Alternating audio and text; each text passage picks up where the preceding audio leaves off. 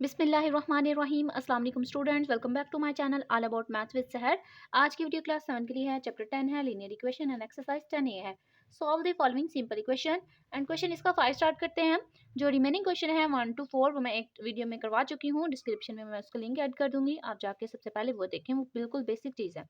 तो हम सबसे पहले क्वेश्चन 5 देख लेते हैं कि उसमें क्या चीज़ है बेसिक। अब यहाँ पे हमारे पास है 3 into 6 minus 2x plus 4 into 5x minus 1 is equal 0। Equality के फॉर्म में है, यानी कि दोनों साइड में कुछ ना कुछ मौजूद होता है। सॉल्व का मतलब होता है कि हमने x की वैल्यू फाइंड करनी होती है। अब अगर आप मेरी फर्स्ट वीडियो देखेंगे ना, 1 to 4 क्वेश्चन की वीडियो, तो उसमें मैंने पहले ही बेसिकली बता दिया हुआ है कि हम इसको किस तरीके से सॉल्व करते हैं। ठीक है, तो सबसे पहले आप जाके वो ट्रिक देखें, वो फर्स्ट जो है ना 1 to 3 मिनट में आपको मिल जाएगी। तो आप जाके सबसे पहले वो देखेंगे। तो हम स्टार्ट करते हैं। अब आपने क्या करना है, जब आपके पास ऐसी फॉर्म आ जाए कि ब्रैकेट के बाहर कुछ ना कुछ मौजूद हो, तो हम क्या करते हैं, हम सारी ब्रैकेट को ओपन कर देते हैं। ठीक है, अब यहाँ पे 3 है बाहर, तो आपने क्या करना है, सबसे पहले तो क्वेश्चन को एज अ सोल्यूशन लिख लें ताकि हम जो है वो इजी वे में इसको सॉल्व कर सकें।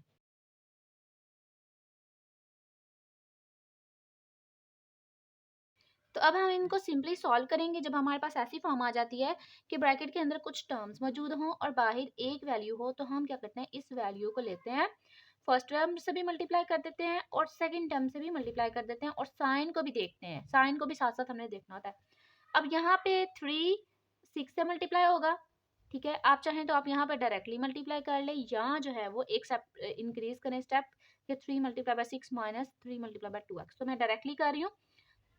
3 को 6 से मल्टीप्लाई किया, 3 6 18। अब यहाँ पे कोई साइन नहीं, तो प्लस का साइन एग्जिस्ट कर रहा होता है, प्लस माइनस माइनस, इसलिए मैं ये करा रही हूँ ताकि कुछ ऐसी फॉर्म आती है जहाँ पे हमें माइनस माइनस को सॉल्व करना पड़ता है। ठीक है, लेकिन ये अब हमारे पास माइनस है तो माइनस ही आ जाएगा। 3 2 6 और x एज इट इज, क्योंकि वो वेरिएबल है। ठीक है, अगर नंबर होता तो हम जो है वो नंबर के साथ मल्टीप्लाई कर लेते, लेकिन यहाँ पे नंबर मौजूद है तो हमने 3 को 2 से मल्टीप्लाई कर दिया और x एज इट इज आ गया। इसी तरीके से हम +4 को जो है वो मल्टीप्लाई करेंगे पहले 5x के साथ और फिर -1 के साथ। तो जब मैंने +4 को 5 से मल्टीप्लाई किया, 4 5 जा +20 और x एज इट इज। इसी तरीके से 4 को मैंने जब 1 से किया तो प्लस माइनस माइनस 4 1 जा 4 आ गया। ठीक है, अब आपने क्या करना है, वेरिएबल को एक तरफ रहने देना है और कांस्टेंट को एक तरफ रहने देना है। अब हमने देखा तो वेरिएबल एक छोटे वाले के साथ नेगेटिव साइन है और बड़े वाले के साथ पॉजिटिव साइन है। तो आप सिंपली क्या करोगे, आप चाहें तो आप इनको सॉल्व कर ले। ठीक है, जो 1 to 4 क्वेश्चन है ना, उनमें मैंने क्या किया है कि वेरिएबल को एक तरफ किया और कांस्टेंट को एक तरफ करके फिर उनको सॉल्व किया। तो आप यहाँ पे पहले सॉल्व कर लें, यानी कि वेरिएबल आपको सेम सेम नजर आ रहा है, ये एक्स है तो इनको सॉल्व कर लेते हैं। माइनस प्लस माइनस 20 में से जब 6 निकाला तो ऑब्वियसली 14 आएगा एंड एक्स जो है वेरिएबल एज इट इज आ जाएगा। साइन किसका आएगा, बड़ी वैल्यू का, जो कि 20 के साथ प्लस का साइन मौजूद है। ठीक है, ये हमने काम कर लिया। और x मैंने इसलिए सिंपल यहाँ लिखा क्योंकि जब हम ऐड या सब्ट्रैक्ट करते हैं तो वेरिएबल को हम पहले देखते हैं, तो वेरिएबल हमारे पास सेम होना चाहिए। तो जब सेम वेरिएबल को हम सॉल्व कर लेते हैं, यानी कि उनके कोफिशिएंट को, तो वेरिएबल को एज इट इज लिख देते हैं, उनकी पावर को ऐड करने की जरूरत नहीं होती, वो हम काम जो है वो मल्टीप्लिकेशन में करते हैं। अब बात आती है कांस्टेंट की, एक ये कांस्टेंट है, एक ये कांस्टेंट है। प्लस माइनस माइनस, यहाँ पे कोई साइन नहीं मौजूद तो प्लस का साइन मौजूद है। प्लस माइनस माइनस 18 में से जब 4 निकाला तो हमारे पास आ गया 14 और साइन आएगा बड़ी वैल्यू का, जो कि क्या है, 18 के साथ प्लस है। आप चाहें तो आप इस सारी वैल्यू को अरेंज करके भी सॉल्व कर सकते थे। अच्छा, अब हमने क्या करना है, x की वैल्यू फाइंड करनी है। तो सबसे पहले जब हमने x की वैल्यू फाइंड करनी होती है तो हम देखते हैं कि उसके साथ कुछ ऐसी वैल्यू, ऐसी टर्म मौजूद है जिसका वेरिएबल नहीं है, यानी कि कांस्टेंट है जो, यस मौजूद है। तो +14, प्लस को मैंने इग्नोर कर दिया, +14 एज इट इज आ जाएगा।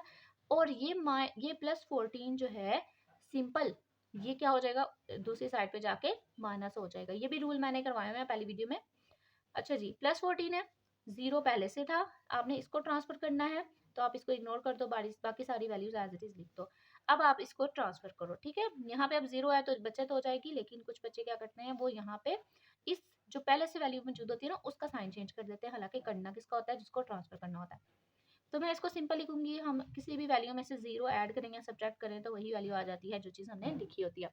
अब हमें 14 क्या करना है, ट्रांसफर करना है, एक्स की वैल्यू चाहिए ना, तो 14 यहाँ पे मल्टीप्लाई हो रहा है, कोई भी साइन मौजूद ना हो तो हमेशा यहाँ पे दोनों वैल्यूज के दरमियान मल्टीप्लाई का साइन मौजूद होता है। ठीक है, यानी कि कोई न्यूमेरिक डाटा और कोई वेरिएबल हो ना, तो आपस में वो मल्टीप्लाई हो रहे होते हैं। तो मल्टीप्लिकेशन का जो है वो रिवर्स क्या होता है, डिवाइड। तो मैंने क्या किया, सारी वैल्यू एज इट इज लिख दी और जिसको ट्रांसफर करना था उसको बाद में लाकर साइड पे डिवाइड कर दिया। दोनों को कट करेंगे तो 1 1 जा 1, 14 1 जा 14, 14 1 जा 14 एंड -1 जो है वो हमारे पास इसका आंसर आ गया। और अगर आप ये देखना चाह रहे हैं कि आपका आंसर है वो बिल्कुल ठीक है, तो आप क्या करें, जो आपका आंसर है एक्स की वैल्यू आई है आप उसमें पुट करें और आप देखें कि आपका आंसर एग्जैक्ट आ रहा है। करके भी देख लेते हैं। यहाँ पे हम पुट करते हैं -1 माइनस माइनस प्लस 2 1 जा 2, 3 इंटू 6 प्लस 2 हो गया। ठीक है, 2 में 6 ऐड किया 8 हो गया। 8 को जब मैंने 3 के साथ मल्टीप्लाई किया तो क्या आया, 24। ठीक है, 24 आ गया। यहाँ पे हमने स्टोर कर लिया कि 24 आ गया।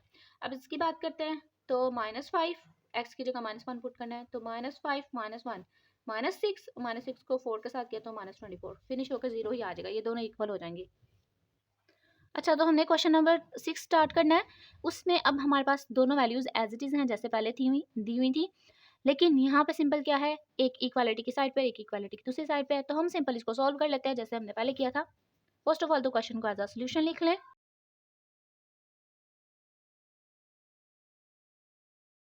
अब हम मल्टीप्लाई करते जाएंगे। पहले हमें 3 को मल्टीप्लाई करना है एक्स के साथ और फिर 5 के साथ। तो यहाँ पे एक्स के साथ कोई कोफिशिएंट नहीं मौजूद, तो हमें पता है यहाँ पे 1 मौजूद होता है। तो 1 के साथ जब 3 को मल्टीप्लाई करेंगे तो ऑब्वियसली 3 आएगा और साथ में एक्स एज इट इज आ जाएगा। 3 1 जा 3 and x as it is. 3 को 5 से करेंगे, 3 5 जा 15। अभी बाहर कोई साइन नहीं है, माइनस का साइन है, इसलिए मैं इसको एज इट इज लिख रही हूँ इस साइंस को। -2। अब बात आती है माइनस की। ठीक है, ये चीज़ आपने अब ध्यान से देखनी है। यहाँ पे प्लस था इसलिए हमें कोई इशू नहीं हुआ, हमने सिंपल मल्टीप्लाई पकड़ के कर दिया। लेकिन अब यहाँ पे हमारे पास -2 मौजूद है, तो -2 को जब आप 4 से मल्टीप्लाई करोगे, यहाँ पे अब कोई साइन नहीं तो प्लस का साइन मौजूद है। एक बात आप ये भी याद रखें कि जब हमारे पास ब्रैकेट के बाहर कोई नेगेटिव साइन आ जाता है ना, तो हम क्या करते हैं, सारे साइन अंदर वाले, जब हमने ब्रैकेट को खोलना होता है ना तो सारे साइन ऑपोजिट कर देते हैं। तो इसी तरीके से आप इसको ऑपोजिट कर सकते हो। यहाँ इस तरीके से इस साइन से आप ऑपोजिट कर सकते हो, खोल सकते हो, या आप जो सिंपल मल्टीप्लाई करते हो। तो माइनस प्लस -2 4 जा 8 आ जाएगा। अब इस माइनस की वजह से ये माइनस यहाँ प्लस हो जाएगा, यहाँ आप इसको सिंपल मल्टीप्लाई कर दो, माइनस माइनस प्लस 2x आ जाएगा हमारे पास।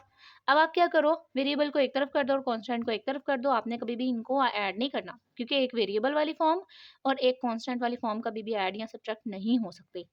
3x एंड अब आपने क्या करना है, ट्रांसफर किस किस को करना है। पहले तो देखिए फिक्स किसको रहने देना है, 3x है इधर ही रहेगा, 2x ने ट्रांसफर होना है, क्योंकि 2x छोटा है और उसके साथ प्लस का साइन है, तो मैं इधर लाऊंगी तो वो नेगेटिव साइन होके पॉजिटिव फॉर्म ही देगा। अच्छा, तो -8 हमारे पास ये यहाँ पे है। जब मैंने वेरिएबल जो है वो इस साइड पे लेके आना है, तो ऑब्वियसली कांस्टेंट मुझे यहाँ पे लाना पड़ेगा। इसलिए आपने देखना है कि इस साइड पे कांस्टेंट पहले से मौजूद कौन सा है, -8 ऑब्वियसली। अब हम क्या करते हैं, ट्रांसफर कर लेते हैं। ये +2x है, इक्वालिटी इसकी इक्वालिटी की साइड पे आके क्या हो जाएगा, -2x। इसी तरीके से ये -15 है और इक्वालिटी की दूसरी साइड पे आके क्या हो जाएगा, +15। अब हम इनको सिंपल ऐड कर लेते हैं। यहाँ पे कोई साइन नहीं तो ऑब्वियसली प्लस का साइन मौजूद है। प्लस माइनस -3 में से 2 निकाला तो 1x आ गया और साइन आएगा बड़ी वैल्यू का जो कि प्लस का है। माइनस प्लस -15 में से 8 निकाला तो 7 आ गया और साइन आएगा बड़ी वैल्यू का प्लस का जो कि 15 के साथ है। तो सिंपल अगर मैं इस प्लस को, इस 1 को और इस प्लस को इग्नोर कर दूं तो हमारे पास x की वैल्यू आ गई 7। बिकॉज हमें पता है कि कोई भी वैल्यू होती है उसके साथ कोई साइन ना हो तो प्लस का भी मौजूद होता है, उसके साथ कोई कोफिशिएंट ना हो तो 1 मौजूद होता है। सेम यह भी प्रोसेस जो है वो इसमें भी यूज होगा।